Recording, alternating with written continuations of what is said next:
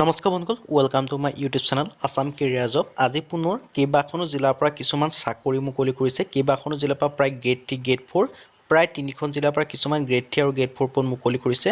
আৰু আপোনালোকে বহুতে কুৱেশ্যন কৰি থাকে যে সকলো জিলাৰ কেণ্ডিডেটে আবেদন কৰিব পাৰিবনে? হয়, আপোনালোকে অল আছামৰ কেণ্ডিডেটে আবেদন কৰিব পাৰিব। অসমৰ যিমান স্থায়ী বাসিন্দা আছে তেওঁলোকে চবেই আবেদনসমূহ কৰি ল'ব পাৰিব। টোটেল আপোনালোকৰ বহুখিনি ভেকেঞ্চি মুকলি কৰিছে, গ্ৰেড 3 আৰু গ্ৰেড 4 হয়। আৰু আপোনালোকৰ বহুতেতো নিজৰ জিলাতে চাকৰিসমূহ পাব আৰু দৰমহাও আপোনালোকক ভাল দিয়া হ'ব, 35,000 টকাকৈ।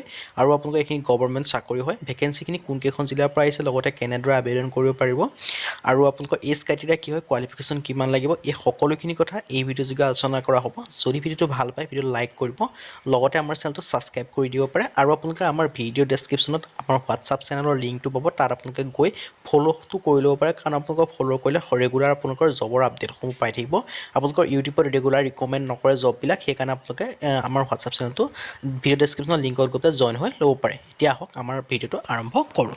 আজিৰ প্ৰথম যিখন জিলাৰ পৰা মুকলি হৈছে এইটো যে হোজাই জুডিচিয়াৰীৰ ফালৰ পৰা। যিসকলে হোজাইত বাস কৰে তেওঁলোকেতো হোজাইতে চাকৰি পাব। বাকী অল আছামৰ কেণ্ডিডেটে আবেদন কৰিব পাৰিব। বহুতে কমেণ্ট কৰি থাকে যে অল আছামৰ কেণ্ডিডেটে আবেদন কৰিব পাৰিব নে নোৱাৰে। অল আছামৰ কেণ্ডিডেটে আবেদন কৰিব পাৰিব।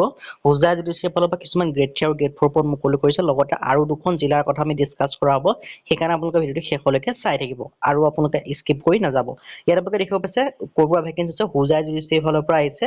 ইয়াত আপোনালোকে দেখিব পাইছে ডিষ্ট্ৰিক্ট এণ্ড ছেছন জজ হোজাইৰ পৰা আহিছে। লাষ্ট ডেট দিয়া আছে 31/5/2024, মে' মাহৰ 31 তাৰিখলৈকে ভেকেঞ্চি কেইটাৰ কাৰণে আবেদনসমূহ কৰি ল'ব পাৰিব। Office of the district and session জজ হোজাইৰ ফালৰ পৰা আহিছে। ইয়াত আপোনাৰ 5টা জাৰিকক আৰু পিয়নৰ ভেকেঞ্চি আছে। মানে যিটো আপোনালোকৰ জাৰিকৰ ভেকেঞ্চি হৈছে গ্ৰেড 3 ভেকেঞ্চি, আৰু পিয়নৰ যিটো ভেকেঞ্চি সেইটো আপোনালোকৰ গ্ৰেড 4 ভেকেঞ্চি। যিসকল ইণ্টাৰেষ্টেড তেওঁলোকে আবেদনসমূহ কৰি ল'ব পাৰিব। যিটো জাৰিকৰ ভেকেঞ্চিৰ কাৰণে আছে 2টা ভেকেঞ্চি, ইউ আৰ কেটেগৰীৰ কাৰণে এটা, ইউ আৰ কেটেগৰী মানে আছে আনৰিজাৰ্ভ কেটেগৰী, সকলো কেণ্ডিডেটে আবেদন কৰিব পাৰিব। আৰু OBC কাৰণে এটা আছে, OBC কাৰণে এটা ৰিজাৰ্ভেশ্যন পাব। আৰু বয়সৰ সময়সীমাৰ ক্ষেত্ৰত 18 পৰা 40 বছৰ, কিন্তু আপোনালোকে এজ ৰিলেক্সেশ্যনসমূহো পাব। যিসমূহ SC কেণ্ডিডেট তেওঁলোকে 5 বছৰকৈ পাব, 45 বছৰলৈকে আবেদন কৰিব পাৰিব। আৰু OBC কেণ্ডিডেট 3 বছৰ, 43 বছৰলৈকে, আৰু PWD কেণ্ডিডেট 10 বছৰ, 50 বছৰলৈকে আবেদনসমূহ কৰি ল'ব পাৰিব।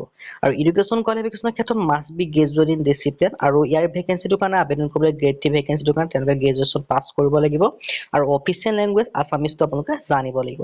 আৰু স্কেল অফ পে দিয়া হ'ব 14,000 পৰা 49,000 টকা পৰ্যন্ত। লগতে গ্ৰেড পে পাব 5,200 টকা পাৰ মান্থ।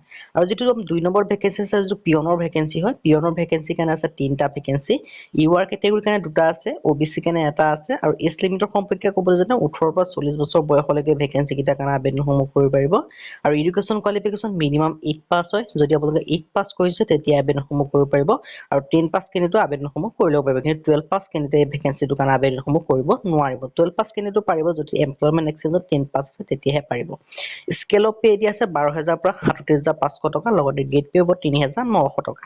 আৰু এই ভেকেঞ্চি কেইটাৰ কাৰণে আবেদন কৰিবলৈ আপোনালোকে যিটো আছাম ষ্টেণ্ডাৰ্ড ফৰ্ম হয়, সেই ফৰ্মৰ যোগে আবেদনসমূহ কৰি ল'ব পাৰিব। সেই ফৰ্মখন আপোনালোকে ভালদৰে ফিল আপ কৰি আপোনালোকে এটা এনভেলপত আপোনালোকৰ যিকেইটা ডকুমেণ্টছ দিয়া আছে, age certificate, caste certificate, education qualification certificate, লগতে এমপ্লয়মেণ্ট এক্সচেঞ্জ, এনেকুৱা ধৰণৰখিনি লিখি আপোনালোকে এই এড্ৰেছটোত পঠাই দিব লাগিব। মই আপোনালোকক এড্ৰেছটো মাৰ্ক কৰি দিছোঁ, দ্য ডিষ্ট্ৰিক্ট এণ্ড ছেছন জজ Hojai, district judicial court complex, Sankardev নগৰ, হোজাই, আছাম, পিন 784442। আৰু এই এডভাৰটাইজমেণ্টৰ লিংক আপোনালোকে ভিডিঅ' ডেছক্ৰিপশ্যনত পাই যাব। এতিয়া আহিলে আমি যদি 2 নম্বৰ বিভাগৰ পৰা কৈছোঁ, আপোনালোকে ভিডিঅ'টো শেষলৈকে চাই থাকিব। আৰু আপোনালোকে যদি 3 নম্বৰ জিলাত মুকলি কৰিছে, এই জিলাখনৰ বাবে আপোনালোকে কোনো আবেদন কৰাৰ প্ৰয়োজন নাই। ডাইৰেক্ট আপোনালোকৰ ইণ্টাৰভিউ দিব লাগে আৰু আপোনালোকে চাকৰি পাই যাব। ইয়াত কোনো এপ্লাই কৰাৰ প্ৰয়োজন নাই। এই ভেকেঞ্চিটো হৈছে ধুবুৰী জুডিচিয়াৰীৰ ফালৰ পৰা। অফিচ এছিষ্টেণ্ট আৰু পিয়নৰ ভেকেঞ্চি আছে। ডাইৰেক্ট ৱাকিং ইণ্টাৰভিউ অনুষ্ঠিত কৰিছে। আৰু আপোনালোকৰ ৱাকিং ইণ্টাৰভিউটো অনুষ্ঠিত কৰিছে 28/5/2024, মানে মে' মাহৰ 28 তাৰিখে অনুষ্ঠিত কৰিছে। আপোনালোকে এই মে' মাহৰ 28 তাৰিখে আপোনালোকে আবেদনসমূহ কৰি ল'ব, মানে তাৰ সেইদিনাই আপোনালোকে যাব লাগে আৰু ইণ্টাৰভিউ দিব লাগে। পাছ কৰিলে চাকৰি পাই যাব। আৰু ইণ্টাৰভিউটো ক'ত হ'ব মই সেই কথা জনাই দিম, লগত কি নিব লাগিব মই এই কথাও জনাই দিম। আপোনালোকে ভিডিঅ'টো শেষলৈকে চাই থাকিব আৰু ভিডিঅ'টো বন্ধুৰ মাজত শ্বেয়াৰ কৰি দিয়ক, যাতে সকলো বন্ধুৱে এনে জবৰ আপডেটসমূহ পাই থাকে।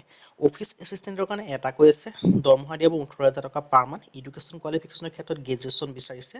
যদি আপোনালোকে গ্ৰেজুৱেশ্যন কৰি থৈছে আপোনালোকে চাকৰি পাব বুলিয়ে কৰিব, কাৰণ আপোনালোকৰ ইণ্টাৰভিউটো ভাল কৰিব পাৰে, কাৰণ ইণ্টাৰভিউত ইমান মানুহ নাযায় আপোনালোকে জানেই। ৱাকিং ইণ্টাৰভিউ হয়। এজ লিমিটৰ ক্ষেত্ৰত মিনিমাম 21 বছৰ আৰু মেক্সিমাম 40 বছৰ হয়। আৰু এজ ৰিলেক্সেশ্যনসমূহ পাব SC কাৰণে 50 বছৰলৈকে, OBC 3 বছৰ 43 বছৰলৈকে আৰু PWD 10 বছৰ 50 বছৰলৈকে আবেদন কৰিব পাৰিব। পিয়নৰ কাৰণে এটা আছে, দৰমহা দিব 12,500 টকা। এডুকেশ্যন কোৱালিফিকেশ্যন 8 পাছ 10 পাছ আৰু 12 পাছটোৱে নোৱাৰিব, 12 পাছৰ তলত হ'ব লাগিব, 8 পাছ 10 পাছ কেন্দ্ৰে আবেদন কৰিব পাৰিব। এজ লিমিটৰ সম্পৰ্কে গ্ৰেড 4 ক্ষেত্ৰত 18 পৰা 40 বছৰ হয়, লগতে এজ ৰিলেক্সেশ্যনসমূহ পাব। SC 5 বছৰ 50 বছৰলৈকে, OBC 3 বছৰ 43 বছৰলৈকে, PWD 10 বছৰ 50 বছৰলৈকে আবেদন কৰিব পাৰিব। চিটিজেনশ্বিপ ইণ্ডিয়ান বিচাৰিছে, এমপ্লয়মেণ্ট এক্সচেঞ্জ ৰেজিষ্ট্ৰেশ্যন কাৰ্ড আপোনালোকৰ হাতত থাকিব লাগিব আবেদন কৰিবলৈ।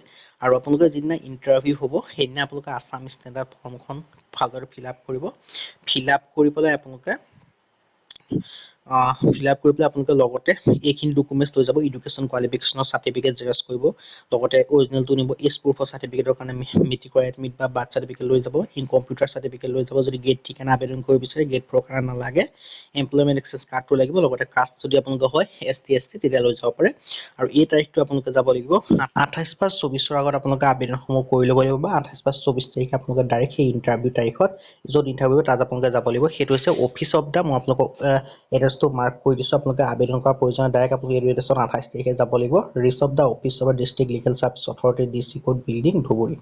আৰু ইয়াত আপোনালোকৰ তাত দিয়া আছে যিকেইটা এড্ৰেছ, সেই যিকেইটা ডকুমেণ্টছ কোৱা আছে সেই ডকুমেণ্টছ কেইটা লৈ গ'লে আপোনালোকৰ আবেদনসমূহ হৈ যাব, লগতে আপোনালোকৰ এপ্লাইসমূহ হৈ যাব। আজি ভিডিঅ' ইমানে। যদি ভিডিঅ' ভাল পালে লাইক কৰিব, লগতে চেনেলটো ছাবস্ক্ৰাইব কৰি দিব, এনেকুৱা ভিডিঅ' প্ৰতিদিনে পাই থাকিব। আজিলৈ মই ভিডিঅ'ত লগ পাম।